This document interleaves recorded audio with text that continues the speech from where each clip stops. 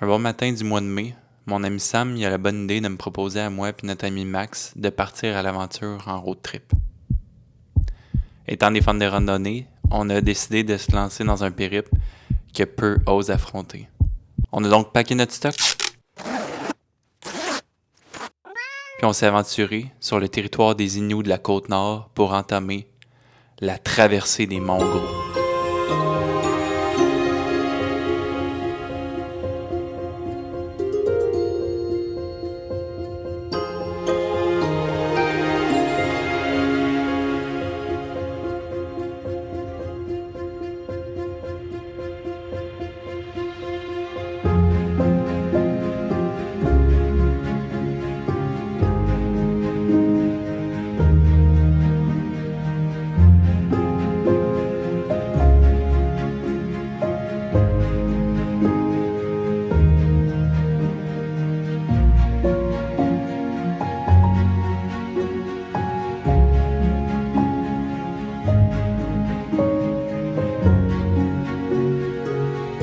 Ok, donc on est présentement le 2 juillet. Je suis en train de finaliser les derniers préparatifs là, avant de partir avec les boys dans les Monts Gros. Dans le fond, demain, on part pour Bécomo. Puis là, dans le fond, tout notre plan a été un peu fucké parce que j'ai reçu un message là, il y a 2 jours de celui qui va faire notre navette pour se rendre au départ. Puis à la base, on a préparé une randonnée qui allait être vraiment une traversée nord vers le sud des Monts Gros. Puis finalement, on a appris que ça allait pas être possible parce qu'il y a des rénovations qui se font au niveau du parking là, au kilomètre 335 sur la route 389. Dans le fond, ce qu'on va devoir faire, c'est aller porter notre char au kilomètre 365, puis le monsieur qui s'occupe de la navette va nous ramener au 335. Donc on va partir pour une direction sud vers le nord. Donc je suis en train de finaliser, là, de calculer tous les caps qu'on va devoir prendre avec la boussole. Pour l'instant, ça s'annonce très bien. La météo a l'air pas pire. On va avoir un petit peu de pluie, mais il va faire quand même assez chaud. Fait que reste à voir. Là. Je viens de finir une conversation avec ma soeur qui pense qu'on va probablement mourir dans les Monts puis qui insiste sur la sécurité, mais je sais que c'est parce qu'elle peut juste faire attention à son petit frère. Donc, voilà.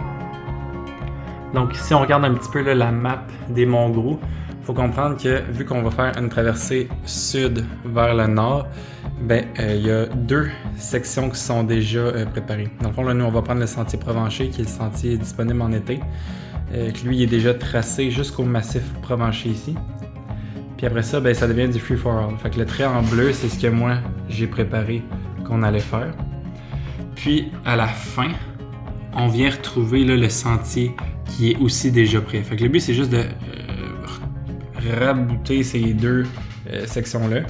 Fait que en rouge, on voit les caps qui étaient un peu fuckés là, que j'avais calculé au début pour la traversée nord-sud. Je les ai laissés là parce que si jamais on a à revirer de bord, on peut prendre la réciproque de notre cap là, en allant chercher notre degré magnétique ici. Fait que première étape, on va prendre le sentier qui est déjà prêt. Ensuite, on a déterminé en équipe, la dernière fois, on avait jasé des points de repère qui allaient pouvoir nous aider à s'enligner. Fait qu'on voyait ici, notre but c'est quand même d'aller chercher les différents sommets. Fait qu'on va aller chercher le mont Nomade ici. Et ensuite, on va essayer de passer entre le lac de l'Épilogue puis le lac Magique pour aller ensuite chercher le mont Verrier, qui est, je pense, le 9e plus haut sommet du Québec, quelque chose comme ça. Ensuite, on va venir piquer pour aller longer le lac Joyelle, qui était quand même un gros point qu'on était capable de bien voir. Ensuite, il y a le mont Jumelle, donc 2 sommets un à côté de l'autre. On va essayer de passer de un vers l'autre ou passer entre les 2. Ensuite, on va venir continuer, venir longer la droite du lac des Étocas. Puis ensuite, aller chercher notre mont Chicoutée. Ensuite, on va couper vers le mont de la Tour, monter vers le massif Boissonneau, puis couper vers le mont Geoffrey, qui va nous permettre de reprendre le sentier, là, on l'espère, jusqu'à la fin. Ici, notre auto va nous attendre là, puis on va pouvoir revenir chez nous, à Lévis. Donc, c'est ce qui s'annonce pour la traversée des Monts Gros, en espérant que tout se passe bien, que notre matériel n'en ait pas de problème, mais on est préparé. Fait que, à suivre. Pour commencer, moi je partais de l'appart, j'allais chercher Sam chez lui. Après ça, on allait chercher le téléphone satellite, puis après ça, on allait chercher Max à l'ancienne Lorette. Avec Max, on allait jusqu'à la Côte-Nord. Donc, on a traversé Charlevoix, rendu à la Côte-Nord. On allait à Tadoussac, il faut prendre le traversée à Baie-Sainte-Catherine.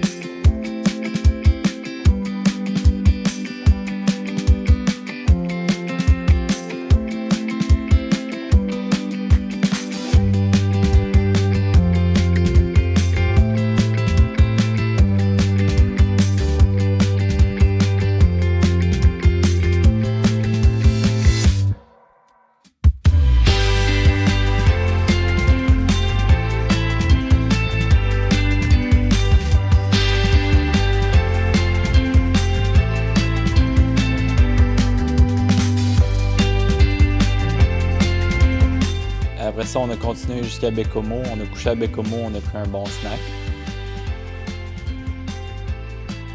Après le bon snack, là, c'était l'heure de packer nos trucs. On a chillé un peu sur le bord de l'eau. On a pris une petite bière de la microbrasserie Saint-Pancras.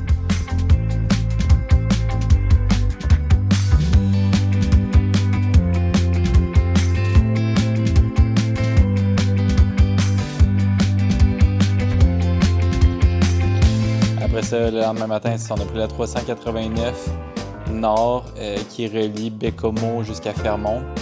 Nous, dans le fond, on avait donné un rendez-vous à un gars là, qui s'appelle Guy Boudreau, qui lui, c'est comme le spécialiste des Montgros. Donc lui, il nous attendait au kilomètre 365. Le nœud dans la branche dans l'arbre. L'arbre dans ses feuilles, Marie-Long, Marie-Lé. L'arbre dans ses feuilles, Marie-Long, Dondé. Dans le cœur, il y a l'amour. Dans le cœur, il y a l'amour. L'amour est dans le cœur est dans l'oiseau est dans l'œuf, l'œuf dans le nid dans le trou est dans le nœud dans la branche dans l'arbre. L'arbre dans ses feuilles, Marie-Long, Marie-Lé. L'arbre dans ses feuilles, Marie-Long, Dondé.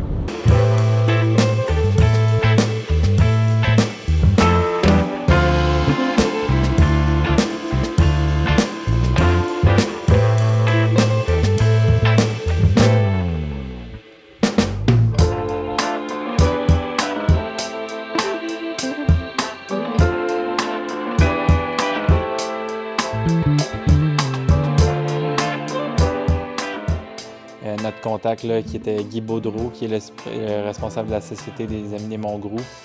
Lui, dans le fond, il nous attendait au kilomètre 365. Donc moi, je laissais les boys au kilomètre 335. J'allais leur rejoindre au kilomètre 365. Je laissais mon char là, qui était comme la fin du sentier. Puis lui, il allait me porter à 335 pour aller rejoindre les boys. Puis là, ça commence. Fait que là, dans le fond, la raison pourquoi on ne pouvait pas faire notre traversée nord-sud comme prévu, puis qu'on était obligé de faire sud-nord, c'est parce qu'il y avait des travaux. Donc là, il nous laisse là, on descend. Le gars qui s'occupait de faire les travaux, il nous a fait une petite descente avec du sable. Puis là, c'est comme ça que ça partait notre aventure. Là. Donc, notre chapeau à mouche était bien fixé, puis c'était parti. Donc, objectif du jour numéro 1, se rendre au Mont-Provencher, donc la première partie du sentier qui était balisée. Puis après ça, ça allait être la grande aventure qui allait commencer avec boussole et carte.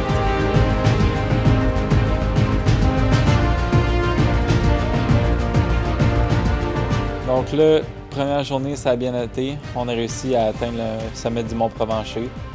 On s'attendait à ce qu'il y ait des pancartes ou quelque chose au top. Peut-être qu'on n'était pas arrivé directement à Pinpoint, mais on n'a pas vu de pancarte sommet Provencher. Max avait son cell avec la localisation qui nous disait qu'on était quand même sur le top. Donc on a décidé de redescendre un peu en bas parce que sur les tops, il y avait un peu de vent. Fait qu'on est descendu et on était allé chercher un peu un abri. Fait qu'on a monté notre tente. On a fait notre souper avec le petit brûleur là, qui n'avait pas été un grand succès. Là, fait que c'était un spaghetti bolognaise. On avait mis un peu trop d'eau, fait que c'était juste une swamp bolognaise. C'était pas yable. Après ça, on a essayé de starter un feu avec les fire starters à max. Ça nous a pris comme 5-6 allumettes. Ça allumait tout pas, le bois il était un peu humide, fait que ça partait pas. Puis finalement, à un moment donné, on s'est acharné puis ça a fini par marcher. Fait qu'on était vraiment contents. Moi, j'avais amené des guimauves, fait qu'on a pu s'allumer ça. Le coucher de soleil au-dessus des montagnes, c'était débile. C'était vraiment, vraiment impressionnant. Oui, monsieur! 40 000 sur des chemins en garnotte. Sur le bande en arrière, les frères Talbot dormaient comme des marmottes. Pendant qu'on cherchait chacun mon oncle Hector, une vieille baraque. Après ça, on se lève le matin sans savoir que pour le jour 2, ça allait être vraiment une journée merdique, là. Vraiment, c'était une journée qui était catastrophique. Premièrement, ben, je réalise assez vite que même si j'avais fait une formation en orientation, tout ça, ben, la boussole puis la carte, ça allait pas nous servir à grand-chose parce que dans le fond, sur la carte, il y avait plein de lacs qui n'étaient pas là. Même si je calculais mes azimuts vers les différents sommets, on pouvait jamais savoir si c'était le bon sommet parce que ça montait, descendait, montait, descendait. Fait que même si on ajustait nos points de repère, on savait plus où est-ce qu'on était rendu. Fait qu'il y a une chance que Max avait téléchargé la map sur son cell, qu'on était capable de voir un peu où est-ce qu'on était. Notre but, c'était de partir du Mont-Provencher puis de se rendre au lac Joyelle. On s'est ramassé dans de la végétation hyper dense, à flanc de montagne. On passait, là, imaginez-vous la densité comme d'une headset. C'est comme si on passait à travers tout le temps. Puis la manée, quand on était vraiment pogné dans les branches, la bretelle de sac à Sam pète en plein milieu d'un flanc de montagne. Puis là, on était découragés. En plus de ça, il faisait full chaud. Il y avait énormément de mouches. On nous avait prévenu qu'il allait y avoir des mouches. Fait qu'on avait des chapeaux avec des filets. On avait des vêtements adaptés. On avait des ballons. Mais c'était infernal. Si on voulait prendre une bouchée de bouffe, ça rentrait dans le chapeau. J'avais des petites mouches partout dans mon chapeau. Il était imbibé de sang. Tout mon collet était rempli de sang. On était en train de virer sur le top. En plus de ça, on était tout le temps pognés dans la broussaille. On était découragés, puis on pensait ne pas se rendre au lac Joyelle.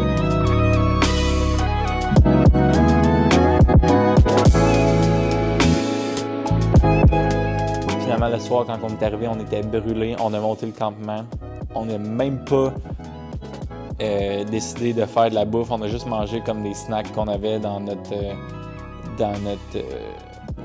sac. Puis là, ben, on a pris le téléphone satellite, puis j'ai appelé Audrey, puis j'étais crampé tellement ça avait été une journée de marde, puis j'avais mal au trapèze à cause du poids du sac à dos. On était peut-être un petit peu déshydratés, même si ça allait quand même bien là, pour remplir nos bouteilles d'eau.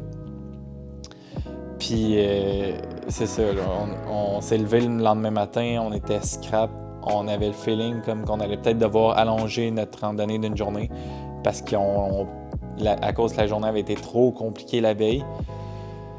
Là, on capotait. Fait que là, on a commencé, on s'est dit, bon, aujourd'hui, on va modifier un peu notre itinéraire. On va vraiment longer les lacs pour arrêter de monter puis de se casser les jambes. Fait que là, on commence, c'était le fun, c'était des genres de plaines de gazon longs. Fait que oui, il y avait comme de la mousse qui renfonçait, c'était mochi un peu. Mais rapidement, on a réalisé qu'on pouvait pas rester sur les bords des lacs parce que c'était des cliffs de roches, puis on allait juste pas être capable. Là. Fait que là, rapidement, on a monté sur le bord d'un cliff de roche, puis on est rentré dans la végétation hyper dense pour aller chercher les crêtes de montagne qui allaient nous permettre de, premièrement, avoir un peu plus de vent pour éviter les mouches. Fait que cette journée-là, il faisait un petit peu plus froid, un peu plus venteux, fait que c'était moins pire. Mais on a continué, puis on a réussi à pogner les crêtes en haut. C'était hyper venteux, on était vraiment bien, c'était vraiment une belle journée. Fait que là, on a décidé de marcher. Puis là, tu sais, sur la map à Max, on voyait comme on visait le sommet Boissino qui était enligné avec notre direction. Puis c'était ça notre plan initial. Mais là, rapidement, on montait, on arrivait à flanc de montagne. Là, il fallait qu'on vire de bord, il fallait qu'on descende, qu'on contourne, trouve une place pour descendre le cliff. On remontait, même à faire un flanc de montagne. Je pense que ça nous a fait ça 4 fois. On était un peu écœurés, mais on a fini par atteindre encore une fois là, des crêtes de montagne. Puis là, à un moment donné, alors qu'on était vraiment découragés, et là, c'était comme un signe des dieux, on voit un caribou. Un caribou qui était seul. On pensait que c'était des animaux qui se tenaient en troupeau, mais il est tout seul, puis là, il nous regarde à travers un genre de grand marais. Puis il était vraiment majestueux, il avait un beau flanc blanc.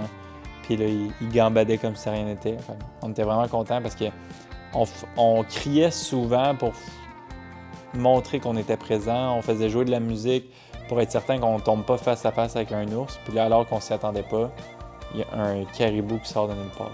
Fait que ça nous a comme donné un boost. On a continué à marcher. On a décidé de s'arrêter pour souper, mais sans monter notre campement. On a filtré notre eau, puis après ça, on a continué à marcher. Je pense qu'on a fait une quinzaine de kilomètres cette soirée-là. Et bien, cette journée-là au complet.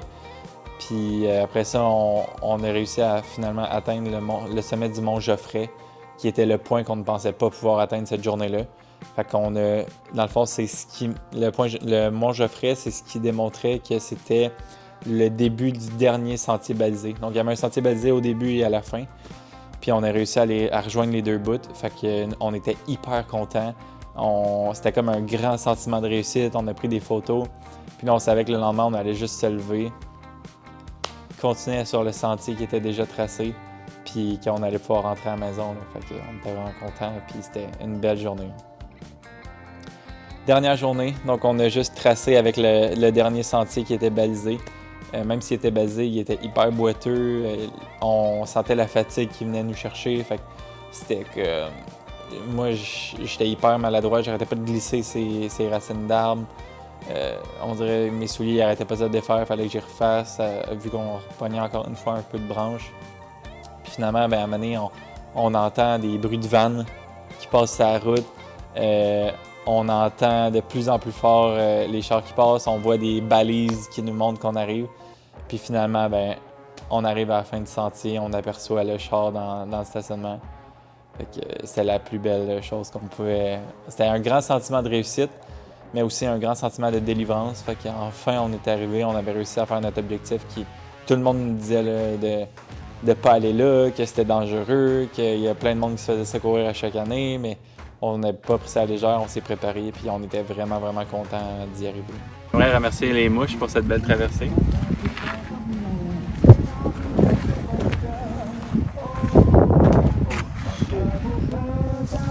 Fait que là, on pensait que l'aventure était terminée, fait qu'on prend notre stock, on s'en va à Bécomo, on prend une crème glacée. Après ça, on fly. On voulait, dans le fond, notre plan, c'était d'aller à Matane. Donc, prendre le traversier à partir de Bécomo puis aller à Matane. Mais on a réalisé qu'on était en pleine grève des traversiers. Fait que là, on a décidé de descendre jusqu'à Tadoussac puis aller coucher à Malbé.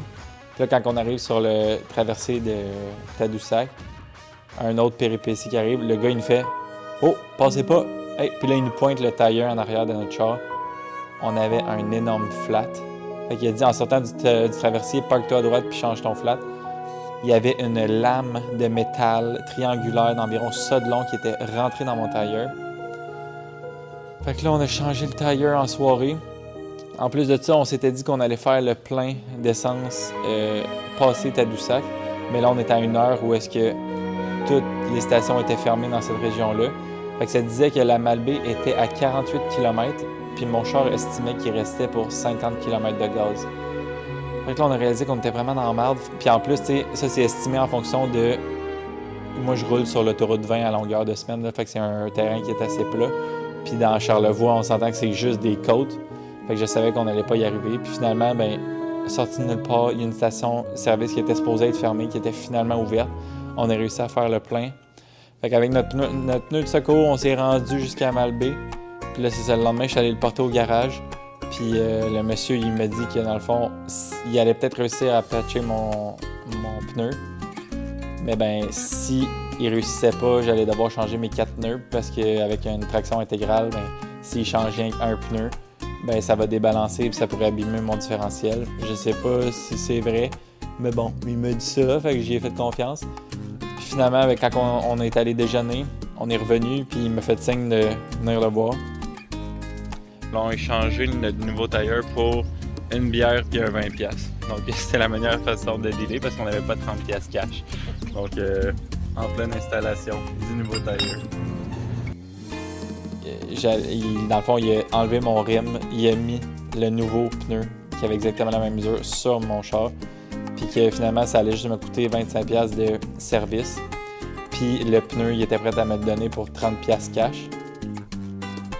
Mais c'est ça, c'était une méchante aventure. Puis ben, finalement, on a réussi à rentrer à la maison. Donc on a bien brûlé, bien piqué par les moustiques.